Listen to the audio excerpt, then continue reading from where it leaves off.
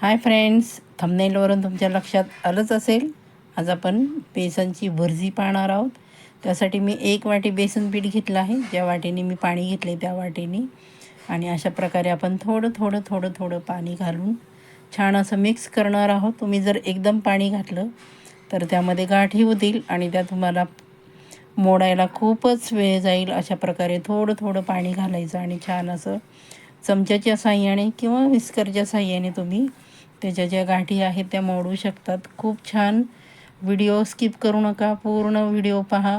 खूपच टेस्टी अशी रेसिपी आपली होणार आहे मैत्रिणींनो. त्यामुळं बघा, अशा प्रकारे आपण थोडं पाणी घालून छान असं मिक्स करून घ्यायचं आहे.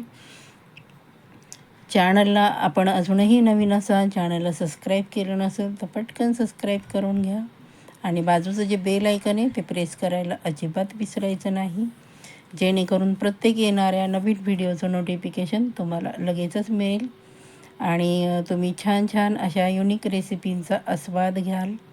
आणि माझा व्हिडिओ आपण कुठून पाहतात, कुठल्या गावातून, कुठल्या राज्यातून किंवा कुठल्या देशातून, ती कमेंट्स करून सांगायला विसरायचं नाही. बघू शकता आपण 1 वाटी पाणीमधील मी पाऊण वाटी येथे पाणी घेतलं, पाण्याचा वापर केला आहे. आणि छान असं आपलं जास्त घट्ट पण नाही आणि जास्त पातळ पण नाही असं मिश्रण तयार करायचं आहे. कारण आपण येथे बेसनची भुर्जी बनवत आहोत, जी खायला एकदम चटपटीत आणि टेस्टी होते बघा. अवश्य अशा प्रकारे बनवून बघा आणि बनवल्यानंतर कशी झाली ती मला कमेंट करून सांगायला अजिबात विसरायचं नाही. हे बघा, अशा प्रकारे आपण छान असं मिश्रण आहे ते फेटून घ्यायचं आहे, म्हणजे त्यातल्या गाठी आहे त्या पूर्ण मोडून घ्यायच्यात. नाहीतर तुमचं जी भुर्जी आहे ती व्यवस्थित होणार नाही. हे बघा, अशा प्रकारे पीठ बघा, जास्त घट्ट पण नाही आणि जास्त पातळ पण नाही. अशा प्रकारे आपण त्याचं मिश्रण तयार केलं आहे. चला तर मग पुढची प्रोसेस करूया. कढईमध्ये तेल घातलं आहे. त्यानंतर आपण 1 चमचा मोहरी घालून घेतली. छान अशी मोहरी तडतडल्यानंतरच आपण जिरे घालणार आहोत, म्हणजे त्याचा स्वाद छान लागतो. ती जर कच्ची असेल मोहरी आणि जिरे तर त्याचा स्वाद चांगला लागत नाही. त्यानंतर आपण 1 मोठा कांदा घेतला आहे. मी इथे कांद्याचा जास्त वापर केला आहे, त्यामुळं खूप छान चव लागते. आणि लसूण घेतला आहे 7-8 पाकळ्या. मी कांदा एका बाजूला सरकून घेतला आणि नंतर आपण लसूण घालून छान असं परतून घेणार आहोत. तुम्ही जर अगोदर लसूण घातला तर तो लसूण आहे तो करपेल, म्हणून मी अगोदर कांदा घातला आणि नंतर लसूण घातला. छान असा आपला कांदा आहे तो सोनेरी रंग येईपर्यंत आपण परतून घ्यायचा आहे.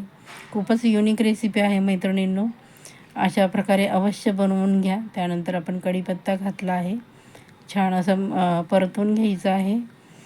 खूप छान आणि टेस्टी अशी आपली रेसिपी तयार होत आहे. हे बघा, आपला कांदा छान असा परतून झाला आहे. त्यानंतर मी अर्धा टॉमॅटो घेतला आहे. टॉमॅटोने खूप छान चव येते, कारण तुम्ही भुर्जीमध्ये तर टॉमॅटो घालताच. मग अवश्य वापरा, म्हणजे छान असं चटपटीत अशी चव येईल आपल्या बेसनच्या भुर्जीला. अशा प्रकारे छान असा आपला टॉमॅटो पण आपला परतून झाला आहे. त्यानंतर आपण हळद घातली आहे छोटा 1 चमचा. अर्धा चमचा लाल तिखट घातला आहे, जे माझं काश्मीरी मिरचीचं आहे. आणि काळा मसाला 1 चमचा टाकला आहे. तिखट तुम्ही तुमच्या आवडीप्रमाणे कमी जास्त करू शकता. आणि छान असं आपण ते मसाला भाजून घ्यायचा आहे, म्हणजे त्याचा स्वाद खूप छान लागतो. अशा प्रकारे अवश्य बनवून घ्या. त्यानंतर आपण कोथिंबीर घातली आहे. कोथिंबीर छान अशी परतून घ्यायची, म्हणजे तिचा स्वाद असा छान लागतो. हे बघा, अशा प्रकारे छान परतून घ्यायचं आहे. आणि नंतर आपण जे बेसनचं मिश्रण तयार केलं होतं ते त्यामध्ये घालून घ्यायचं आहे. पाणी पुन्हा अजिबात घालायचं नाही, असंच दाटसर मिश्रण हवं आहे. छान असं आपण जे कांदा आणि मसाला आहे तो त्याला एकसारखा लागेल असं हलवून घ्यायचं आहे. खूपच युनिक आणि टेस्टी अशी रेसिपी आहे मैत्रिणींनो. त्यानंतर आपण झाकण ठेवायचं आहे बघा. त्यानंतर झाकण काढलं बघा, किती छान असं घट्टसर झालं आहे. चवीप्रमाणे तुम्ही मीठ हे ते घालून घ्यायचं आणि छान हलवून घ्यायचं आहे. पूर्ण सुट्ट करून घ्यायचं आहे, जशी की अंड्याची भुर्जी तयार होते त्याप्रमाणे आपली बेसनची भुर्जी तयार होईल. हे बघा, अशा प्रकारे छान फिरवून घ्यायचं आहे बघा आणि सुट्ट करायचं आहे. खूपच युनिक आणि तोंडाला चव देणारी रेसिपी आहे. तुम्ही ही भुर्जी आहे तुम्ही चपातीबरोबर भाकरीबरोबर खाऊ शकता. पुन्हा आपण झाकण ठेवलं आणि नंतर बघू शकता मी पूर्ण सुट्ट करून घेणार आहे बघा. म्हणजे ज्याप्रमाणे अंड्याची भुर्जी तयार होते त्याप्रमाणे आपलं बेसनची भुर्जी तयार होईल. छान असं बघा हलवून घ्यायचं आहे. जसं अंडं चिकटतं तसं बेसन पण चिकटतं, त्यामुळं ते छान सुट्ट करून घ्यायचं. आणि ही प्रोसेस पूर्ण मध्यम आचेवरच करायची आहे, मोठा गॅस करायचा नाही, नाहीतर तुमचं जे भुर्जी आहे ती खाली करपू शकते. अशा प्रकारे छान हलवून घ्यायचं आहे बेसन आपलं, म्हणजे त्याची चव छान लागते. खूपच सुंदर अशी चविष्ट अशी आपली बेसनची भुर्जी तयार होत आहे मैत्रिणींनो. अवश्य अशा प्रकारे बनवून बघा.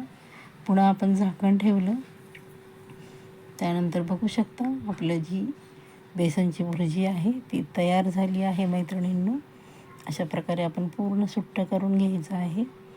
खूपच छान अशी युनिक रेसिपी.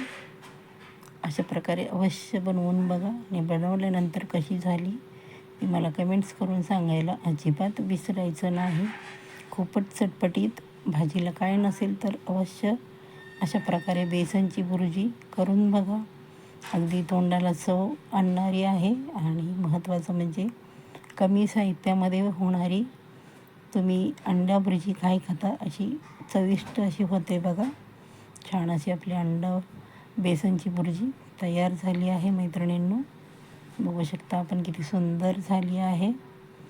आणि त्यानंतर आपण त्यावर छान अशी कोथिंबीर गार्निश करून घेणार आहोत. बघा किती सुंदर अशी बेसनची भुर्जी तयार झाली आहे.